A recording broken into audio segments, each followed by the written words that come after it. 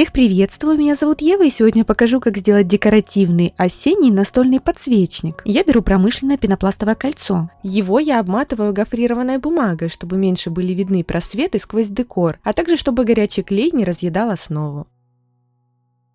Первыми в хаотичном порядке распределяю по поверхности основы скорлупки грецких орехов.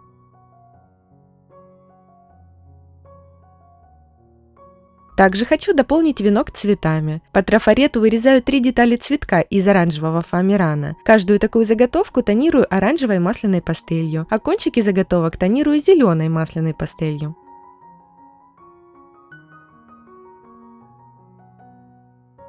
Подплавливаем по очереди лепестки на разогретой подошве утюга и придаем им форму путем вдавливания в поролоновую губку. В центре каждой заготовки создаем отверстие, в которое продеваем тычинки и нанизываем оставшиеся лепестки в шахматном порядке.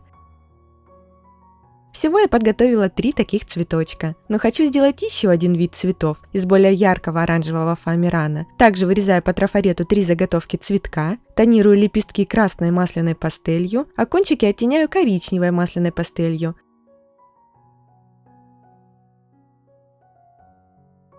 Эти лепестки также подплавливаю на разогретой подошве утюга и тоже придаю форму при помощи поролоновой губки.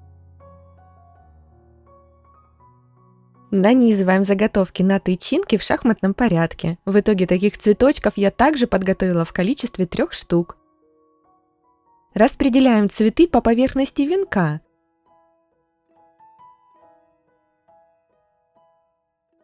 А эти шарики я сформировала из кокосового волокна путем скатывания между ладоней. Далее клею фундук. Следующими фиксирую не раскрывшиеся сосновые шишки. Ну а сейчас делаем миниатюрные тыквы. Для этого формируем шарик из фольги, берем самозатвердевающую массу, разминаем ее в руках и оборачиваем ею шарик из фольги.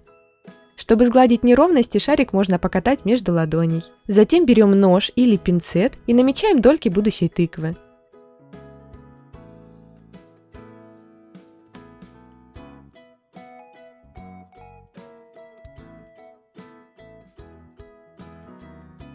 После чего немножко сглаживаем края каждой дольки, а сверху фиксируем кончик тыквы. Оставляем тыкву на сутки в покое для затвердения массы.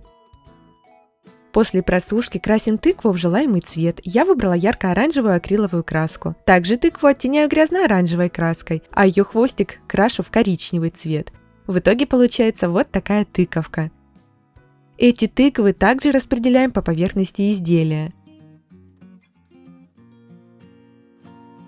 Затем клеим шляпки желудей, можно чашей кверху, можно чешуйчатой стороной кверху. Также я добавляю тыквенные семечки, это семечки из оранжевой тыквы. Еще я дополняю изделие мелкими шишками, а с внутренней и обратной части венка фиксирую кокосовое волокно. Эти ягодки я сделала из бусин и покрасила в оранжевый цвет. Похожие ягодки делала видео с желтым подсвечником, ссылку оставлю в описании. Дополняю композицию коробочками гастролихниса полевого. Эти бархатные ягодки тоже делала самостоятельно, ссылку на видео с этим мастер-классом оставлю в описании. И добавляю несколько моих любимых покупных ягодок. Ну а чтобы композиция смотрелась более разнопланово, можно добавить ряд некрупных объектов. Коробочки аквилегии, коробочки мака и зерна кофе. Как же мне нравится цветовая гамма этого подсвечника, словно поселил частичку яркой осени у себя дома. Я примерно подсчитала количество элементов, используемых в декоре этой композиции, и вышло около 17 их разновидностей. Разнообразие используемых материалов явно идет на пользу таким композициям. К слову, я приняла решение не поджигать фитиль свечи, этот подсвечник будет просто декоративным. Также стоит сказать, что аналогично можно сделать и декоративный веночек на дверь.